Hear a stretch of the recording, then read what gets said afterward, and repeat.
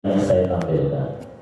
Jadi nanti penyusunan kisi-kisi itu meliputi penyusunan soal itu meliputi penyusunan kisi-kisi, kemudian diterbitkan jadi soal, kemudian ada telaah dan perbaikan, kemudian ada perakitan soal. Nah, perakitan itu maksudnya finishing sampai layout gitu ya.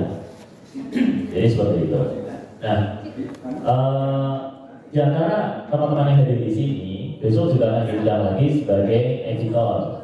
Besok beda materinya. Jadi sekarang kita hanya fokus di sini dulu. Karena yang 3, 4, yang 2, 3, 4 dijelaskan besok pagi, ya, terkait dengan koordinator. Sekarang kita fokus ke kisi aja. Biar nanti Bapak Ibu juga fokus pada pemahaman utuh dalam menyusun kisi-kisi.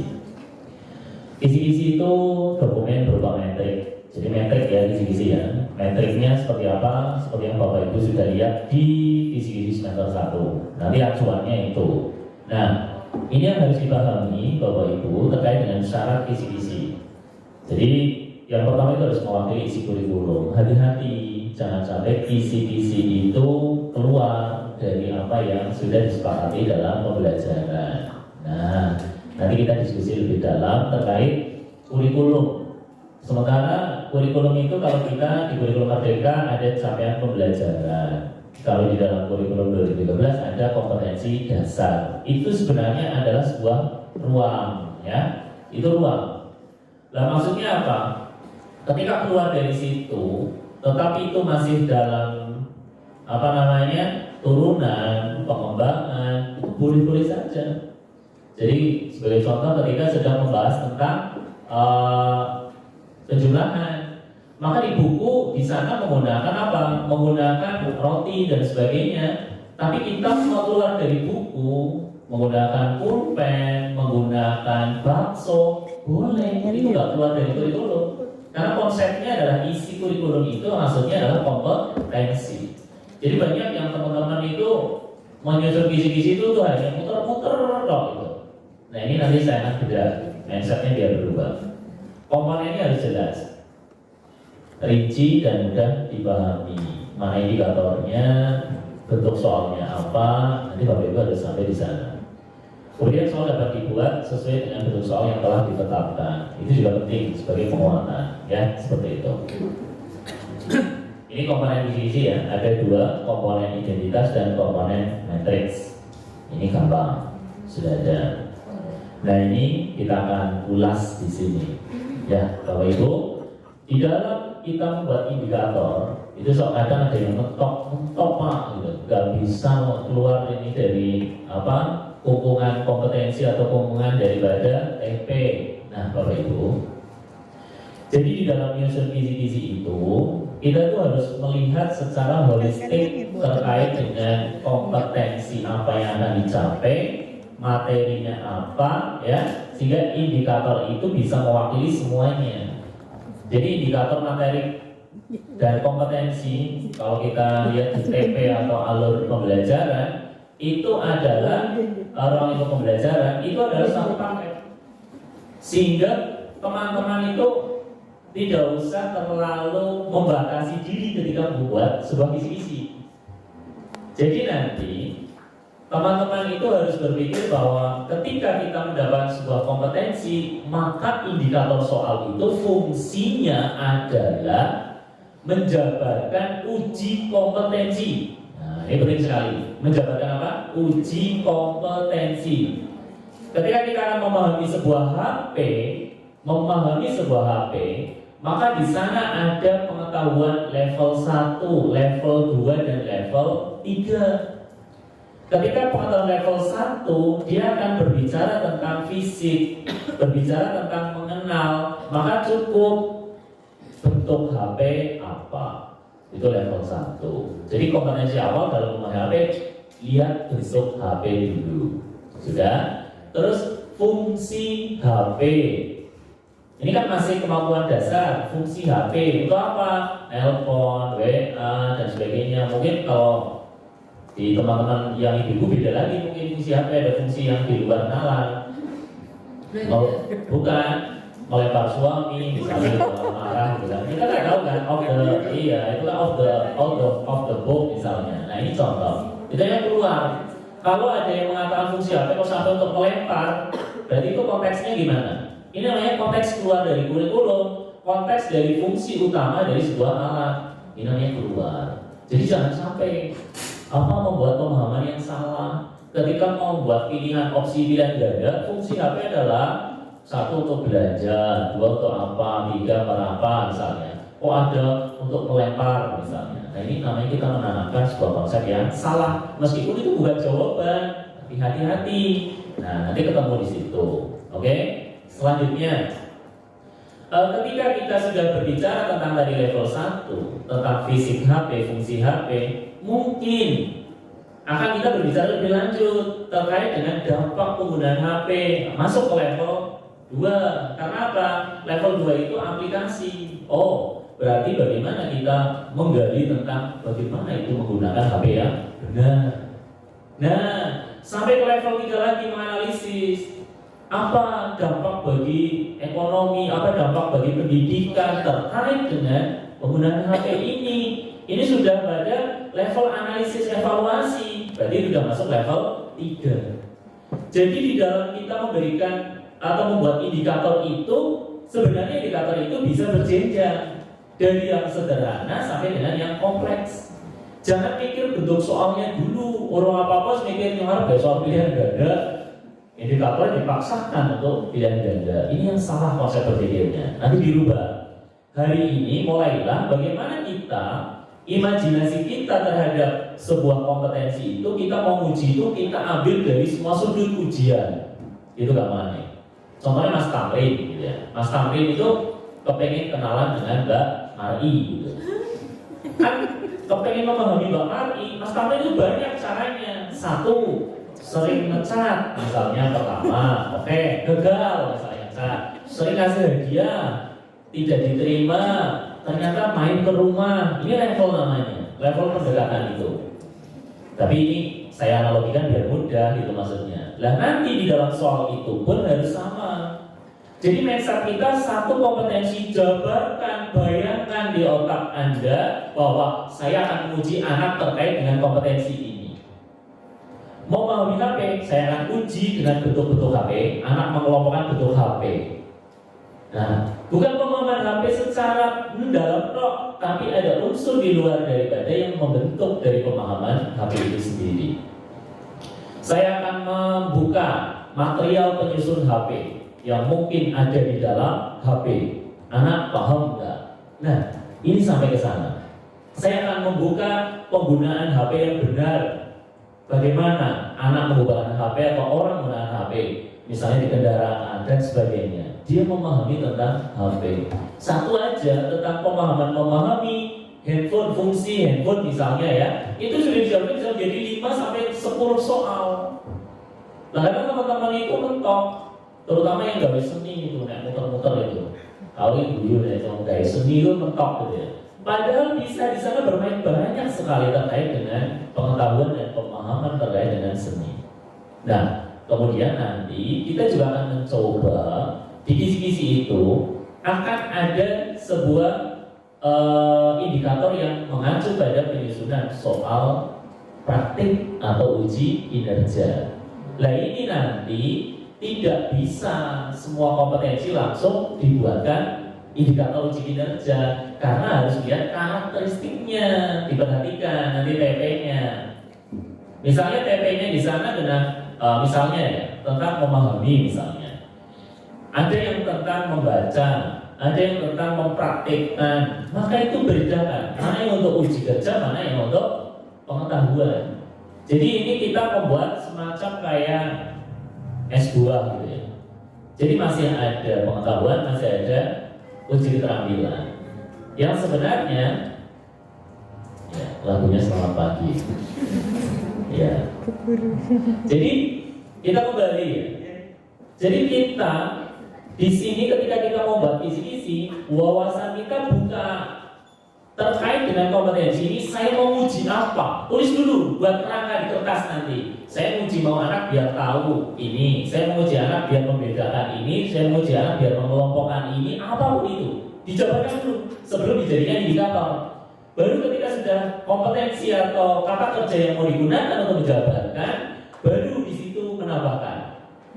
Menambahkan apa? Menambahkan ilustrasi, menambahkan aktivitas, apapun itu. Nanti akan jadi kalimat yang bagus.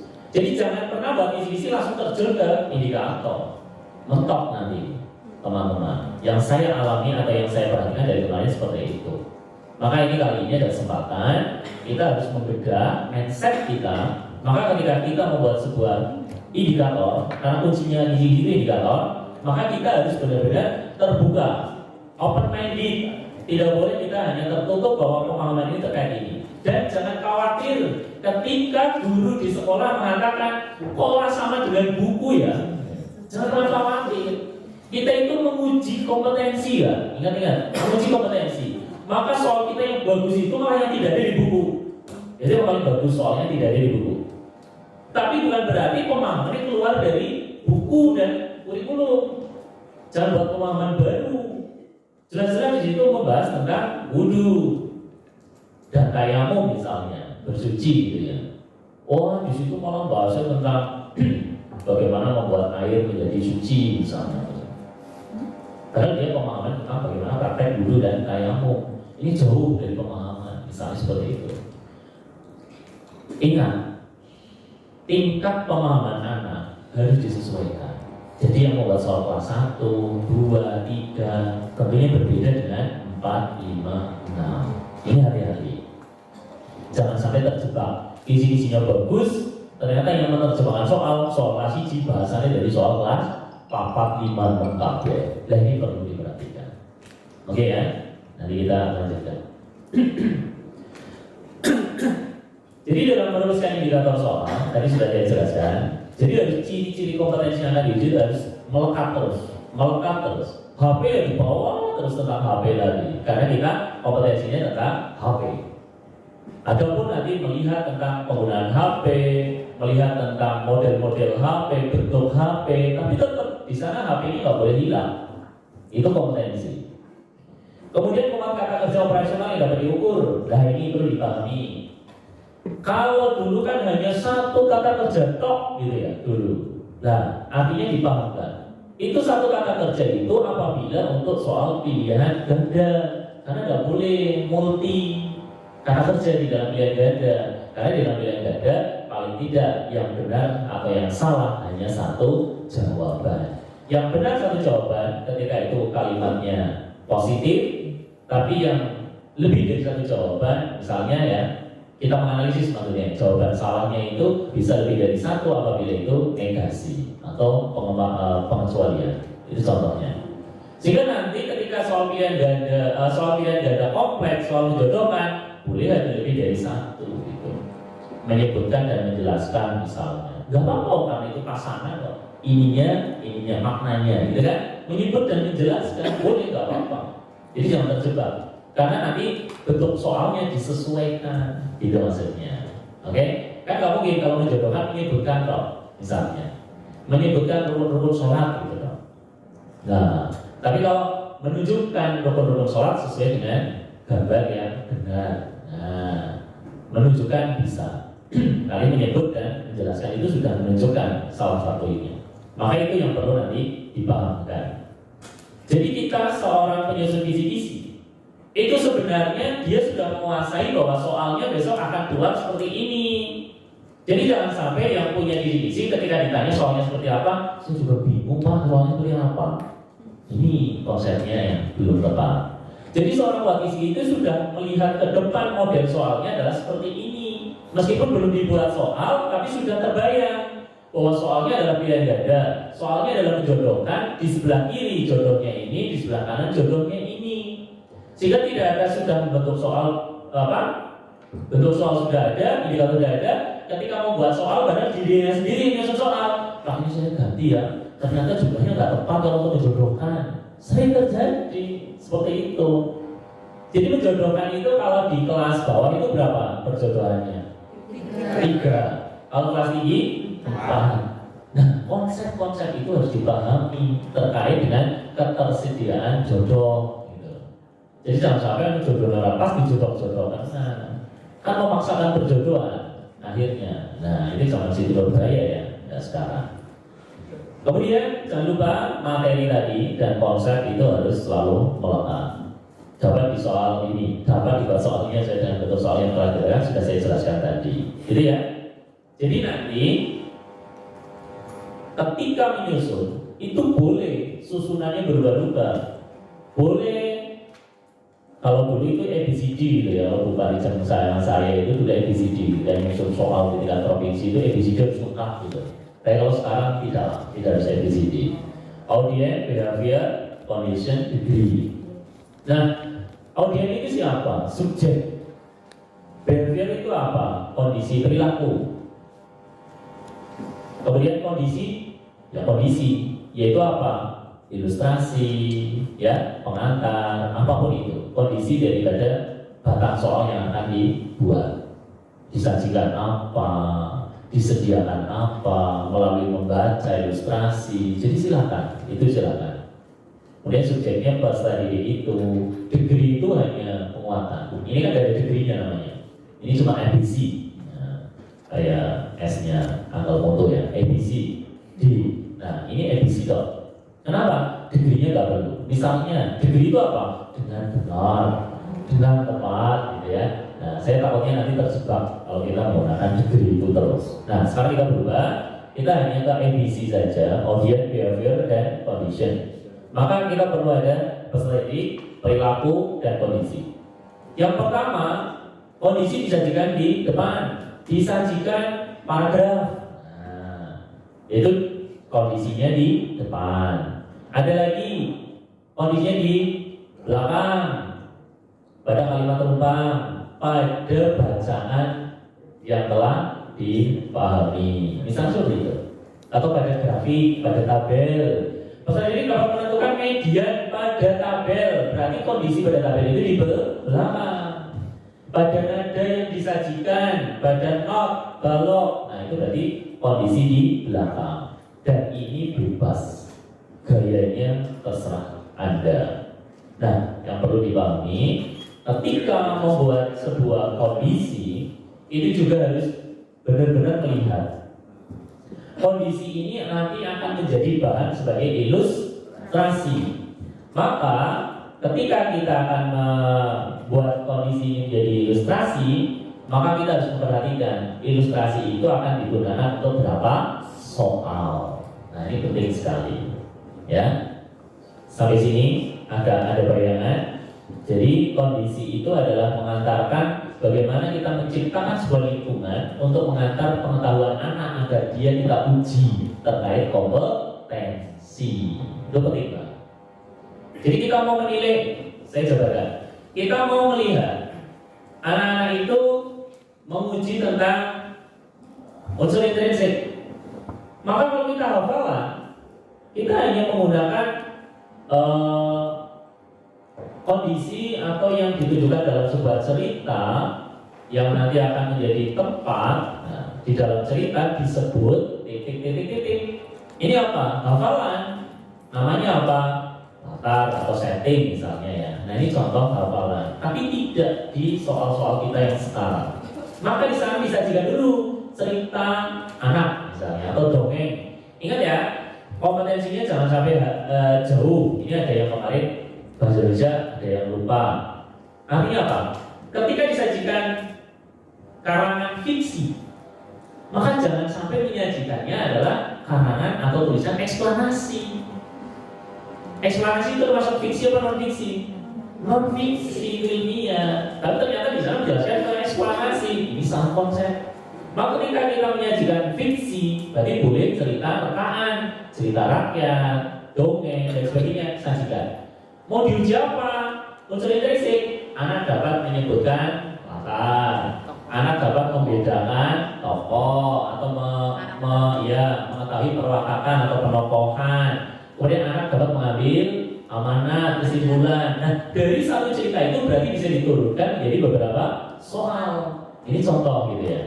Nah, ini perlu. Matematika, ngambil sebuah ilustrasi. Di situ ada sebuah ilustrasi cerita, gambar, grafik, bisa digunakan untuk membuat soal beberapa. Begitu juga agama, satu potongan ayat atau satu potongan surat bisa dijadikan menjadi kompetensi apa yang diharapkan daripada setelah kita menyajikan surat itu. Begitu ya. PJOK termasuk apa PJOK?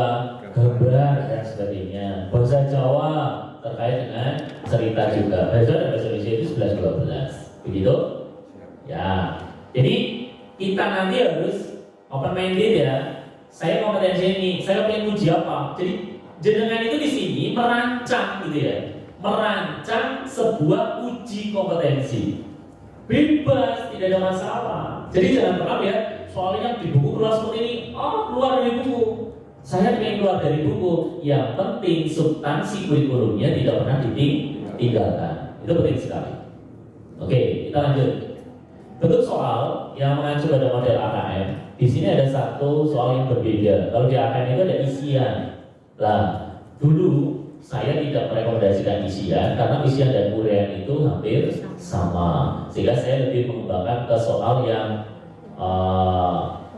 benar salah itu kita kembangkan menjadi pilihan ganda kompleks. Dan di AKM pun ada ya pilihan ganda kompleksnya. Ada. Nah, ini kita sudah sesuaikan. Ada 5. Lah, apakah 5-5-nya itu harus sama di dalam kisi-kisi? Tidak. Jadi distribusi soal itu boleh disesuaikan dengan kemampuan Anda ketika menyusun kisi-kisi. Jadi nanti kisi-kisi itu nanti jumlahnya berapa?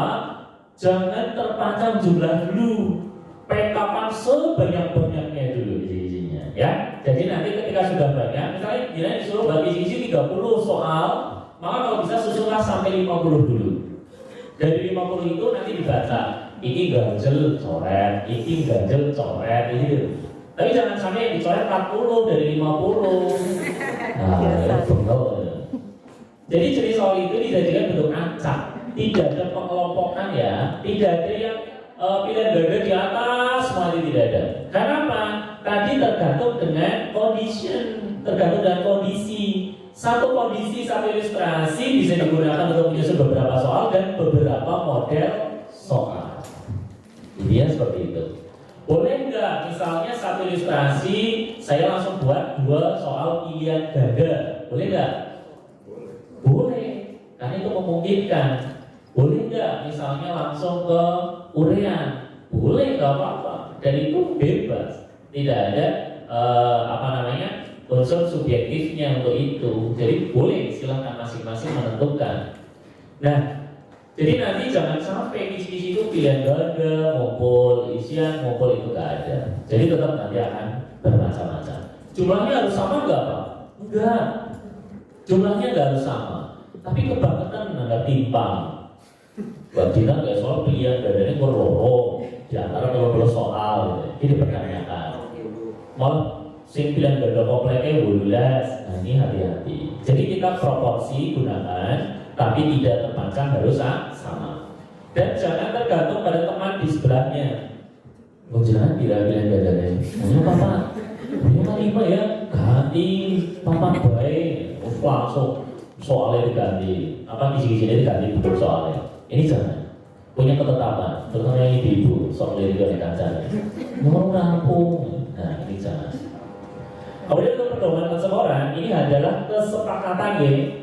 Jadi misalnya ini kesepakatan, kan kita nanti nggak memberikan itu, tapi memberikan pedoman ini di dalam kisi-kisi itu, ya. Di dalam kisi-kisi kita hanya memberikan pedoman ini. Pedoman ini nanti kita ambil kita taruh di bawah kisi-kisi sendiri.